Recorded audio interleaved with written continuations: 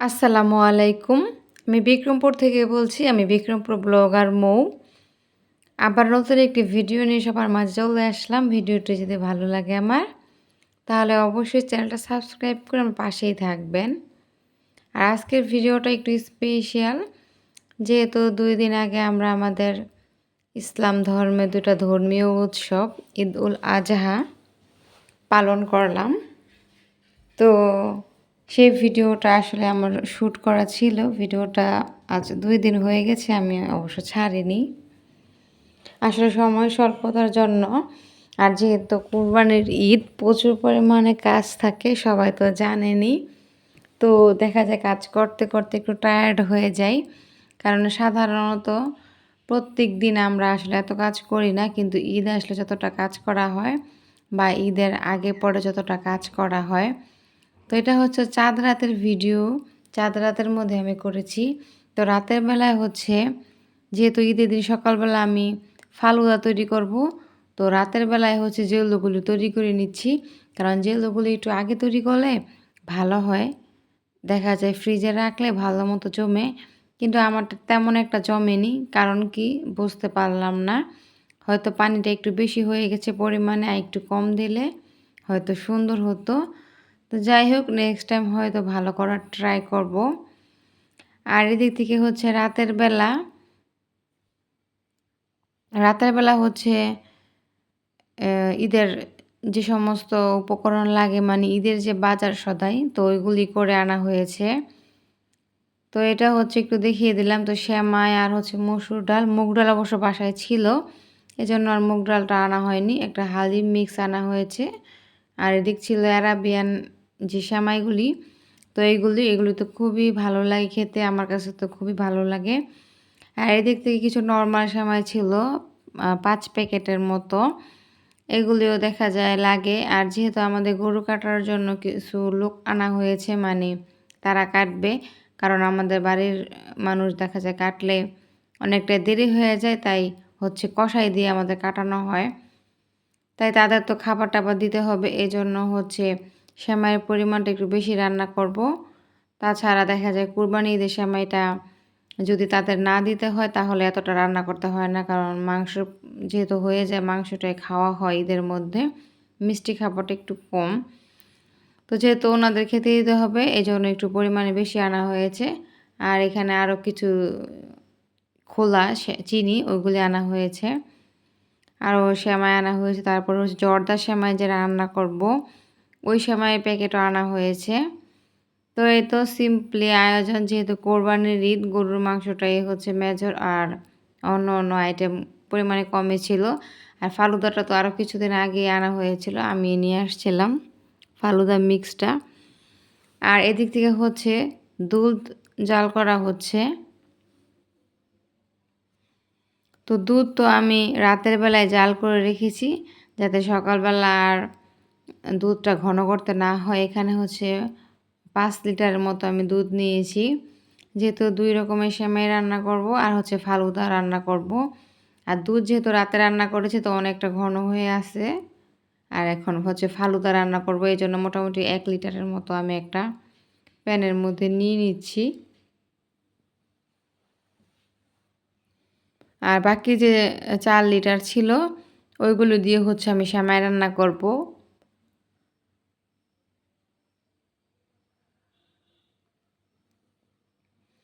তো এই তো ঈদ ঈদ যেহেতু আমাদের বছরে ২ টা মুসলমান ধর্মের ২ টা স্পেশাল দিন।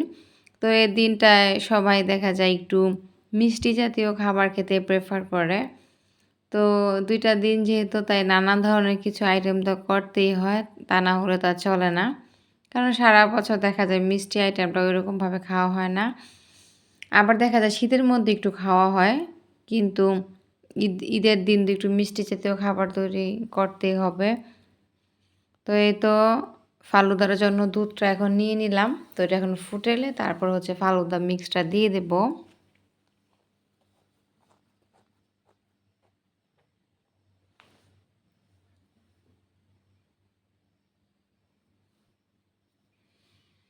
আর এই তো ফালুদা মিক্সটা এখন হচ্ছে আমি ছিলে তারপরে দিয়ে দেবো। এর মধ্যে হচ্ছে কিছু সেমাই আর সাবুদানা, চিনি আর কিছু অন্য অন্য উপকরণ যা যা থাকে ওইটাই দিয়ে দিলাম।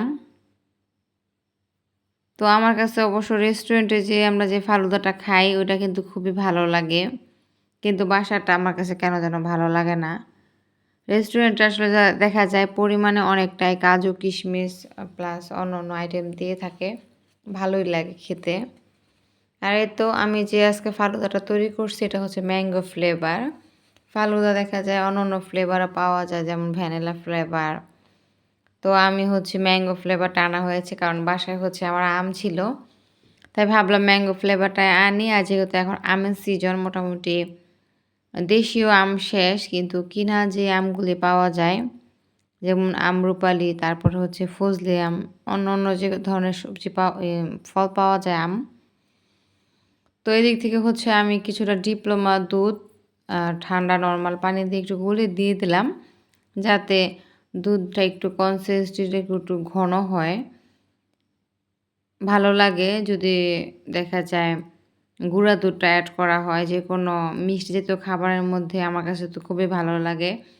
তো ফালুদার মধ্যেও দিয়ে দিয়েছি, আর বাকিটা হচ্ছে সেমাইয়ের যে দুধ তৈরি হচ্ছে তার মধ্যে দিয়ে দিলাম। এটা জাল করে হচ্ছে চিনি দিয়ে দিলাম।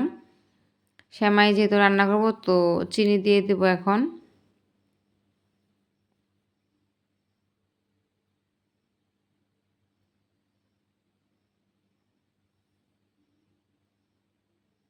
তো দেখতেই পাচ্ছেন দুধটা জাল করতে করতে উপর দিয়ে কেমন একটা ঘি ঘি একটা ভাব চলে আসছে। তো সেমাইতে দেখা যায় দুধের পরিমাণটা একটু বেশি দিলে ভালো লাগে, প্লাস দুধটা যদি একটু ঘন হয় তাহলে ওই সেমাইটা কিন্তু খেতে খুবই মজা হয়। তো এই তো দুধটাও আমি পরিমাণ একটু বেশি নিয়েছি, কারণ খাবার তৈরি করলে তো চলে না, খাবার একটু ভালো হতে হয় বা ভালো মানের হতে হয়, তাহলে হচ্ছে খাবার খেতে ভালো লাগে যে কোনো খাবার তৈরিতেই। আর আমি কিছুটা গরম মশলা দিয়ে দিলাম, যাতে দুধের মধ্যে একটা গরম মশলার ফ্লেভার আসে, কারণ সেমাই জাতীয় খাবার দেখা যায় যদি ফ্লেভারে না আসে তাহলে কিন্তু খেতে ভালো লাগে না।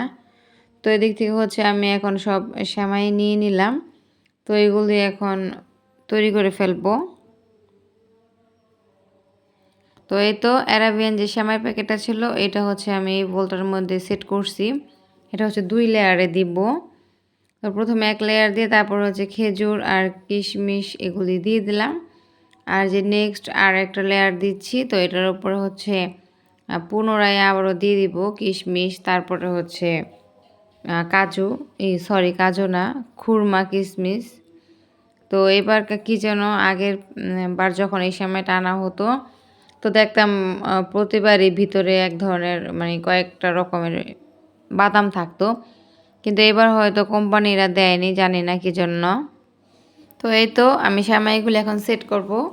আর এটা হচ্ছে যারা আমাদের মাংস তৈরি মানে কাটাকাটি করবে তাদের জন্য নিয়ে নিলাম, এখানে 2 প্যাকেটের মতো হবে। তো এই তো দুধগুলি তো অলরেডি দিয়ে দিলাম। তো এই তো সেমাইটা আমার দেখতে কেমন হয়েছে সবাই কিন্তু কমেন্টস করে জানাবেন, আর খেতে কিন্তু ভীষণ মজা হয়েছে। তো নিজেটা নিজে প্রশংসা করছি, যেহেতু ভালো মন্দ বুঝি। আর এদিক থেকে হচ্ছে ফালুদাটা তো নামিয়ে ফেলেছি, তো জাস্ট একটু সেট হতে দিলাম, তারপরে হচ্ছে জেলোগুলি দিব। আর বাদাম কিছু কেটে রেখেছি ওইগুলো দিব। আসলে ফালুদাটা যে তৈরি করব প্রথম তেমন একটা খেয়াল ছিল না, ওই জন্য অত রকমের ফল আর বাসায় ছিল না, কারণ যেহেতু কোরবানি ঈদ, ফ্রিজের মধ্যে দেখা যাচ্ছে ফল থাকলে খাওয়া হয় না, এজন্য আর ওরকমভাবে ফল বাসায় ছিল না। তা না হলে অন্যান্য ফল ফ্রুটস দিলে ভালো লাগে। তো এই তো জেলোগুলি হচ্ছে চাকু দিয়ে কেটে নিলাম, আর জেলোগুলি কেমন যেন হয়েছে, তত একটা ভালো হয়নি আমার, মোটামুটি তাও পিঙ্ক কালারটা যতটুকু হয়েছে, কিন্তু গ্রিন কালারটা তেমন একটা ভালো হয়নি, কিন্তু খাওয়া যায়, খারাপ লাগে না তেমন একটা।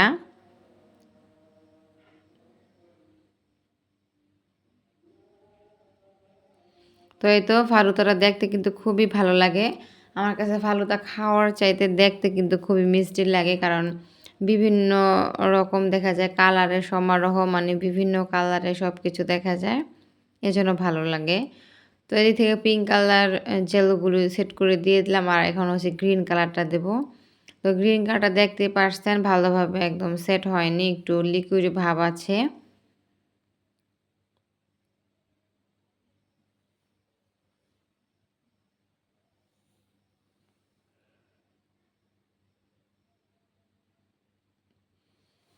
তো এই তো জেলগুলি দিয়ে দেওয়ার পর কিন্তু দেখতে খুবই সুন্দর লাগছে ফালুদাটা। তো এরপরে হচ্ছে বাদাম দিয়ে দিব।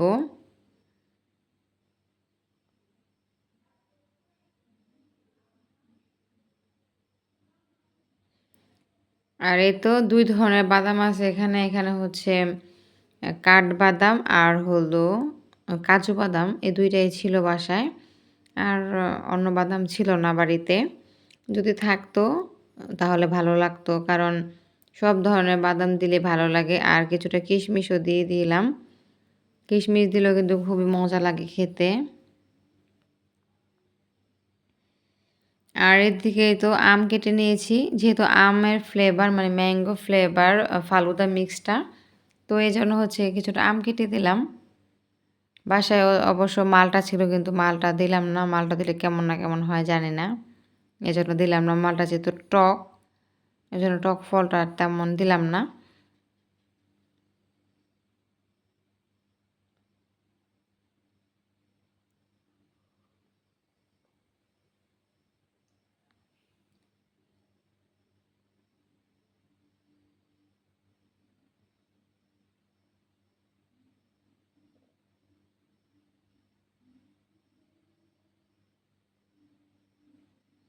তো এই তো মোটামুটি আমার ফালুদাটা ডেকোরেশন করা হয়ে যাচ্ছে।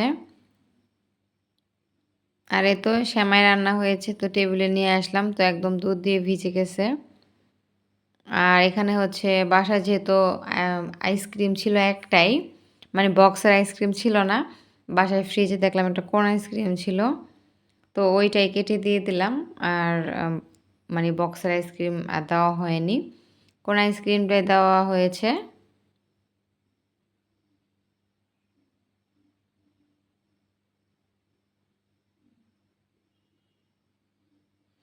তো এই তো কোন আইসক্রিমটা আমি টুকরো, টুকরো করে তারপরে দিয়ে দিলাম। এটা মোটামুটি একটু বড় সাইজের আইসক্রিম ছিল। তো এটা দিয়ে দিব কারণ ফালুদার মধ্যে হচ্ছে আইসক্রিম না দিলে কিন্তু খেতে ভালো লাগে না। আইসক্রিম দিয়ে খেতে কিন্তু ভালো লাগে।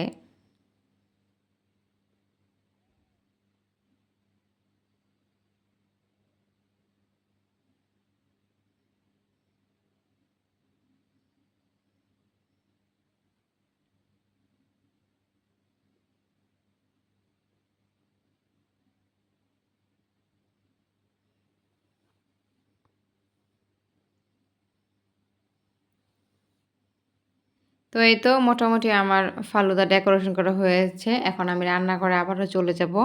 কারণ আমি জর্দার সেমাইটা রান্না করিনি।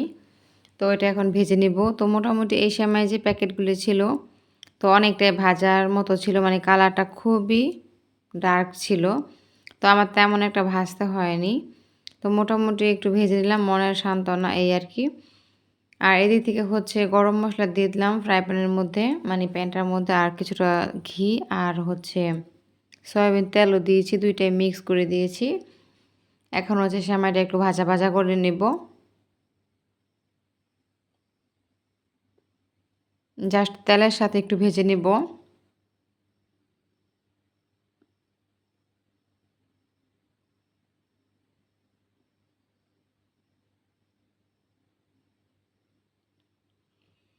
তো এই তো ভাজা হয়ে গেছে, এখন একটু পানি দিয়ে দিলাম।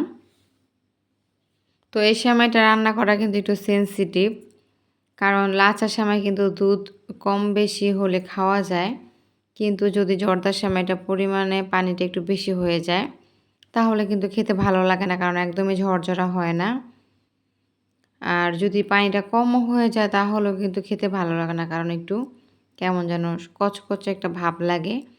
তো এটা যেমন ওইরকমভাবে পারফেক্টলি হলে কিন্তু খেতে খুবই ভালো লাগে। তো আমার সেমাইটা যে রান্না করেছি আজকে ঈদ উপলক্ষে, তো খুবই পারফেক্ট হয়েছিল। তো এরপরে পানিটা দেওয়ার পর মোটামুটি তো ৮০% মতো সিদ্ধ হয়ে যাওয়ার পর তারপরে হলো আমি চিনি অ্যাড করলাম আর নারিকেল দিয়ে দিলাম। তো এই তো রান্নাটা তো আমার কমপ্লিট হয়ে গেল। আমি একটা বোলের মধ্যে বেড়ে তারপর ডাইনিংয়ে সব সার্ভ করে দিলাম। যেহেতু আমার হাসব্যান্ড আর ছেলে নামাজ পড়তে চলে গেছে। তো নামাজ পড়ে এসে ওরা হচ্ছে খাবে সকালের নাস্তাটা, মিষ্টি জাতীয় খাবার। যেহেতু কোরবানির আগে আমাদের মুসলমানদের উচিত মিষ্টি জাতীয় কিছু হালকা খাবার খেয়ে তারপরে হচ্ছে পশু কোরবানি করা। তো এসে তো আমার হাসব্যান্ড আর ছেলে খেয়ে তারপর বাইরে চলে গেছে। আর বাড়ির সবাই বাইরে উঠানে চলে গেছে। তো এই তো দেখতেই পাচ্ছেন গরু কাটার জন্য লোকেরাও চলে আসছে। কিন্তু হুজুর আসেনি, কারণ হুজুর যেহেতু অন্য অন্য জায়গায় যায়, তো হুজুরের জন্য ওয়েট করা হচ্ছে।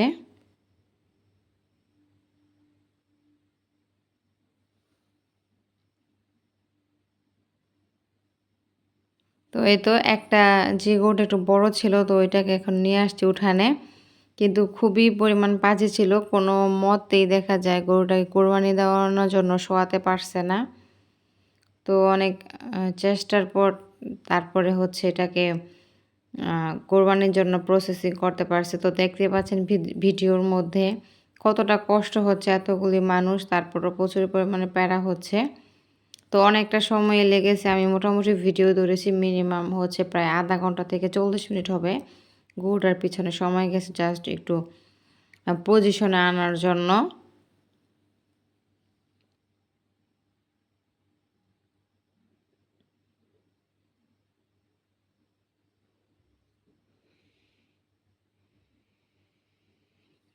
তো এই তো দেখতে পাচ্ছেন কতটা কষ্ট হচ্ছে। আসলে যে কোনো মানুষই মৃত্যুকে ভয় পায়, আর যেহেতু এটা পশু, ওরা তো ভয় পাবেই। তো এই তো হুজুরও চলে আসছে। আর এই তো অলরেডি গরুটাকে শোয়ানো হয়ে গেছে, তো এখন জবাই করে নিবে। তো যেহেতু মানুষ দিয়ে ভরে গেছে, আর এই জন্য আমি আর দেখতে পারছি না ঘর থেকে। আর এটা অবশ্য না দেখানো ভালো, কারণ যদি জবাই করার পর রক্ত দেখা যায় তাহলে হচ্ছে আমাকে আবার ইউটিউব থেকে দেখা যায় কপিরাইট ক্লেম দিতে পারে। এজন্য আমি এই ভিডিওটুকু একটু সাদা কালো করার চেষ্টা করেছি, যাতে রক্তটা না দেখা যায়। কারণ অনেক সময় দেখা যায় গরুর রক্ত বা মানুষের কোনো রক্ত যদি দেখানো হয়, ইউটিউব থেকে দেখা যায় ক্লেম দেয়। এজন্য হচ্ছে আমি সেটা দেখালাম না।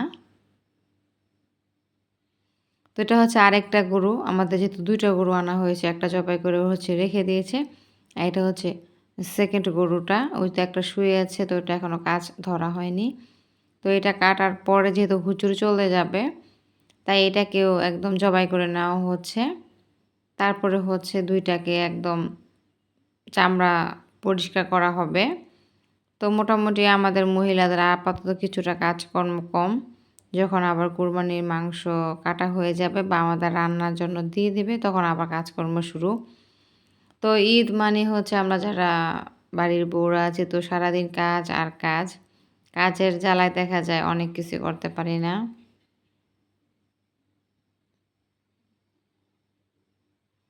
আর যেহেতু বাড়ির বউদের উপরেই দায়িত্ব থাকে ভিতরের, মানে ঘরের কাজ তো মেয়েদেরই করতে হবে, মানে বউদের করতে হবে, বাহিরের কাজ তো ছেলেদের। তো আর কি করার, কাজকর্ম না করলে তো দেখা যায় আর সংসার চলে না। তো এখনো পর্যন্ত যারা, যারা আমার ভিডিওটির সাথে আছেন, তাদের তো অসংখ্য ধন্যবাদ জানাই। যেহেতু একটু ঈদ স্পেশাল একটু ভ্লগ ভিডিও, তো ভিডিওটার পরিমাণে কিন্তু একটু লং হয়েছে।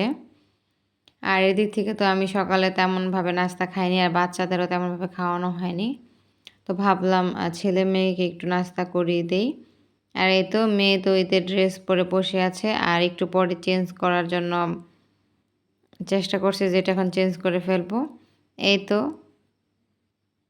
ভাবলাম যে বসো, তোমাকে নাস্তা একটু খাইয়ে দেই। আর ছেলেও বসেছে।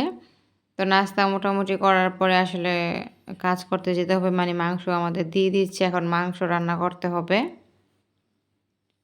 আর যেহেতু যারা মাংস কাটছে, মানে কষাই ছিল যারা, তাদেরকেও যেহেতু মাংস রান্না করে খাওয়ানো হবে, এই জন্য হলো দ্রুততার সাথে একটু রান্না করতে হচ্ছে, নাহলে আমাদের জন্য হলে একটু পরেও সমস্যা ছিল না।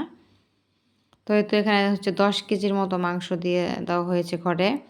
তো এটা আমি এখন রান্না করে নিচ্ছি। প্রথমে একটু পরিষ্কার করে নিলাম, কারণ একটু ময়লা টয়লা থাকতে পারে।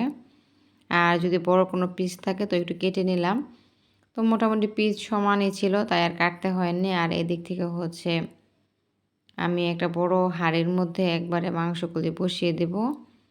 তাই হচ্ছে পেঁয়াজ দিয়ে দিলাম। আর আমি মোটামুটি 2 বক্স পেঁয়াজ কেটে নিয়েছি। তো এই তো 2টা বক্সে পেঁয়াজ আগেই কেটে নিয়েছি সকালবেলা, কারণ আমি জানি ঈদের দেখা যায় 2-1 দিন পর্যন্ত প্রচুর পরিমাণে পেঁয়াজ লাগে, যেহেতু গরুর মাংসটা রান্না করতেই হয়।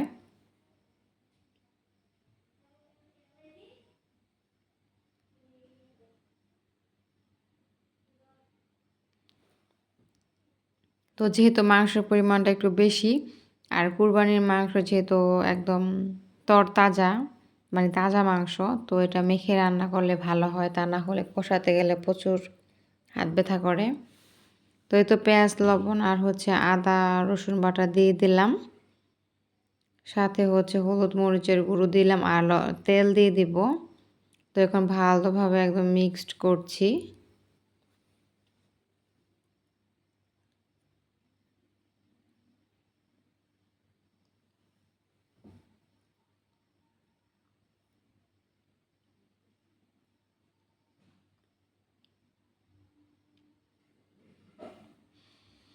তো এই তো মিক্স করে নিলাম, আর কিছুটা গরম মশলা দিব, তারপরে হচ্ছে মাংসটা দিয়ে তারপরে মেখে নেব। যেহেতু আমি একা হাতেই ভিডিও করছি, তো একটু প্রবলেম হচ্ছে, তাই একদম মেখে ঝুঁকে তারপরে আমি দেখাচ্ছি। তো এই তো মাখা হয়ে গেছে অলরেডি, আমি চুলাতে দিয়ে দিলাম। আর চুলাটা তো একদম জ্বালিয়ে দিয়েছি। তো দেখতেই পাচ্ছেন হালকা একটা ধোঁয়া উঠতেছে, ক্যামেরার মধ্যে দেখা যাচ্ছে। আর এদিক থেকে তো আমি প্রথমে এক হাঁড়ি পানি গরম করে নিয়েছি, যেহেতু গরুর মাংস রান্নার পরে যদি পানি লাগে তারপরে হচ্ছে দেওয়ার জন্য। তো পানিটা যদি গরম থাকে তাহলে দেখা যায় রান্না করতে একটু সুবিধাই হয়। আর যেহেতু গরুর ভুঁড়ি মানে পরিষ্কার করা হবে, এই জন্য তো গরম পানি মাস্ট বি লাগবেই। তো এই জন্য আমি ভালোভাবে একটু পানি বেশি করে গরম করে নিলাম। আর এই তো দুপুর দিকে তো নাস্তা মোটামুটি দেখতে পাচ্ছেন সেমাই খাওয়ার পরিমাণ শেষ হয়ে আসছে। তো তাদেরও দিয়ে দিয়েছে, তারাও খেয়ে ফেলেছে। তো দেখলাম কতটুকু ছিল, বাকিটা হচ্ছে ফ্রিজে রেখে দেব, তা না হলে দেখা যায় যে গরম পড়েছে একদম নষ্ট হয়ে যাবে। তো এই তো মাংস কিন্তু অলরেডি খাওয়া চলতেছে, খাওয়া শুরু হয়ে গেছে, আমরা ঘরে খেয়ে নিয়েছি। কিন্তু যারা গরুর মাংস কাটতেছে তাদের যেহেতু কাজ কমপ্লিট হয়নি, তো তাদের কিন্তু গরুর মাংসটা এখনও খেতে দিতে পারলাম না, একটু পরে দেব। আর এদিক থেকে হচ্ছে আমার হাজব্যান্ড কিছু কোক নিয়ে আসলো, তো ওগুলি আমরা এখন খাবো। আর এটা হচ্ছে বিকেলবেলা, এখন হচ্ছে আমাদের গরু কাটার প্রসেসিং শেষ, আর ভাগ বাটোয়ারাও চলছে। আর আমাদের ঘরে যে মাংসগুলি, তো এগুলি দিয়ে দেওয়া হয়েছে আমাকে। তো এখন আমি এগুলি সব ফ্রোজেন করে রেখে দেবো ডিপ ফ্রিজের মধ্যে। আর এই তো ভুঁড়ি দেখতেই পাচ্ছেন, ভুঁড়ি মানে গরুর ভুঁড়ি যেগুলি, তো এগুলিও ক্লিন টিন করে তারপরে এখন ফ্রিজে রেখে দেবো, কারণ এগুলি আর রাতের বেলা আর কাজ নেই। আর এখন হচ্ছে রাতের বেলা আরও কিছু মাংস রান্না করব, যেহেতু দুপুর 10 কেজির মতো রান্না হয়েছে, ওগুলি শেষ হয়ে গেছে। এখন হচ্ছে আরও কিছু রাতের জন্য বা ঈদের পরের দিন খাওয়ার জন্য রান্না করতে হবে, তো এগুলি করে নিচ্ছি। তো এখানেও প্রায় 6-7 কেজি মতো হবে মাংস বসিয়ে দিলাম, কারণ মাংস একবার রান্না করলে খেতে ভালো লাগে, বারবার অল্প পরিমাণে মাংস রান্না আমার পছন্দ না। দেখা যায় বেশি পরিমাণে রান্না করলে ঈদের মধ্যে খেতে ভালো লাগে। তো আজকের মতো এইটুকুই। আল্লাহ হাফেজ সবাইকে।